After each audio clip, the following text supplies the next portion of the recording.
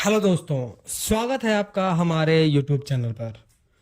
दोस्तों, छत की ढलाई करते समय लोगों के मन में एक बहुत बड़ी कंफ्यूजन रहती है कि हम छत की ढलाई तो करा रहे हैं, पर कितना मोटा छत की ढलाई करें कि वो हमारा छत कभी कमजोर ना हो, उसमें क्रैक ना आए, वो हर तरह का लोड ले ले। ये क्वेश्चन लगभग मैक्सिमम लोगों के मन में रहता है। मिस्त्री या ठेकेदार से पूछेंगे तो वो अपने मन से जो भी उनको समझ में आएगा वो बता सकते हैं। पिछले साइट पर जैसा काम किए होंगे उसी के बेसिस पे वो बता देते हैं। पर आज के इस वीडियो में हम आपको बताएंगे जो हमारा स्टैंडर्ड है, आईएस स्टैंडर्ड कोड जो है, उसके हिसाब से छत की थिकनेस कितनी होनी चाहिए, मोटाई कितनी होनी चाहिए, और अगर आपने कम रख लिया तो क्या होगा। देखिए, छत की मोटाई डिपेंड करती है, छत की थिकनेस जो है डिपेंड करती है कि आपका स्ट्रक्चर कैसा है। क्योंकि छत की मोटाई 4 इंच भी रखी जाती है, 5 इंच भी रखी जाती है, 6 इंच भी रखी जाती है। यानी कि 100 mm भी, 125 mm या 150 mm की भी स्लैब की कास्टिंग करी जाती है। तो ये डिपेंड करता है कि आपका स्ट्रक्चर कैसा है। स्ट्रक्चर दो तरह के होते हैं, एक रेसिडेंशियल का स्ट्रक्चर, एक कमर्शियल स्ट्रक्चर।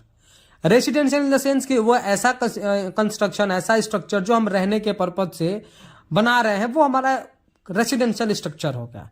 कमर्शियल जैसे कि मॉल हो गए, कोई ऐसा पब्लिक प्लेस हो गया जहां पर पब्लिक की गैदरिंग ज्यादा होनी है, या फिर हमको कोई बड़ा शॉप करना है तो हमको ऊपर स्टोरेज ज्यादा रखनी है, तो ये सब कमर्शियल बिल्डिंग्स में आती हैं।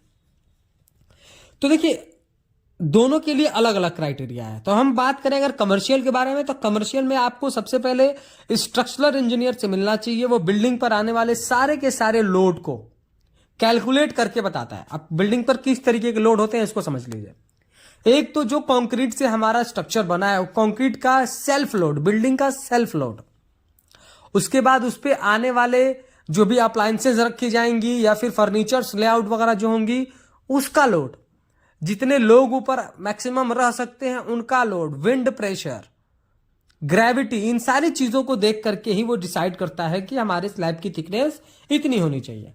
पर हम वीडियो में बात करेंगे रेसिडेंशियल के बारे में। तो एज पर आईएस कोड जो हमारा रेसिडेंशियल स्ट्रक्चर के लिए स्लैब की थिकनेस बताई गई है, वो हमारी 125 mm 5 इंच बताई गई है। 125 mm 5 इंच ये हमारा स्टैंडर्ड है।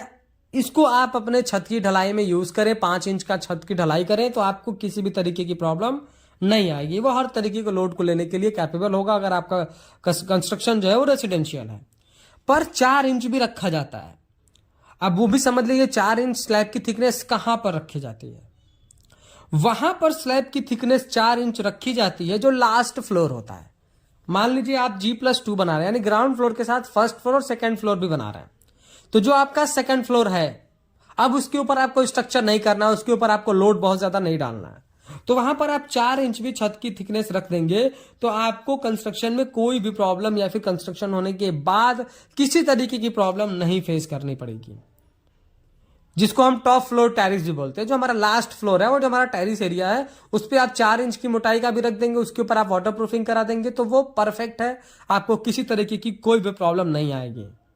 और नहीं तो फिर मम्टी एरिया पे, मम्टी स्लैब कौन सा होता है कि हमारा सबसे टॉप फ्लोर पे जो हमारा स्टेयर आया हुआ था, जो हमारा जीना आया हुआ है, उसको कवर करने के लिए जो हम मम्टी बनाते हैं, जो हम छत की ढलाई करते हैं छोटा सा, उसको हम मम्टी बोलते हैं। तो उसकी थिकनेस आप 4 इंच रख सकते हैं। अब ये समझिए कि अगर आप कम रखेंगे तो क्या होगा। छत की थिकनेस अगर आप कम रखेंगे, 4 इंच से कम रखेंगे, 3 इंच रखेंगे, 3.5 इंच रखेंगे, तो क्या होगा कि लोड आने पर वो क्रैक कर सकता है। 2 कॉलम के बीच का डिस्टेंस 12-14 फीट से ज्यादा है, 9 इंच बाई 9 इंच का कॉलम है, स्पैन ज्यादा है, तो छत में डिफ्लेक्शन भी आ सकता है अगर आप ऊपर ज्यादा लोड रखेंगे तो, क्योंकि थिकनेस कम है।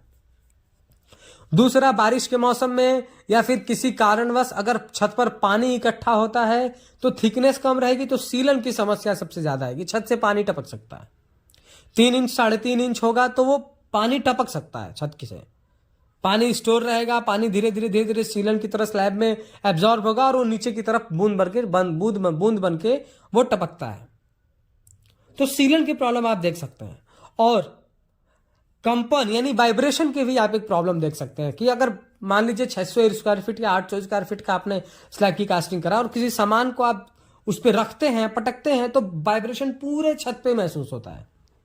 तो ये कब होता है? जब छत की थिकनेस हमारी 5 इंच से कम होती है। तो कम रखेंगे तो आपको ये 3 प्रॉब्लम झेलनी पड़ सकती है। लोड आने पर क्रैक हो सकता है, बारिश के मौसम में, या पानी किसी गलती से अगर पानी स्टोर हो गया तो सीलन और सीपेज की समस्या आ सकती है, और वाइब्रेशन की समस्या आ सकती है। तो एज पर आईएस कोड मैंने आपको बताया कि छत की थिकनेस रेसिडेंशियल प्रोजेक्ट के लिए कम से कम 5 इंच रखनी है।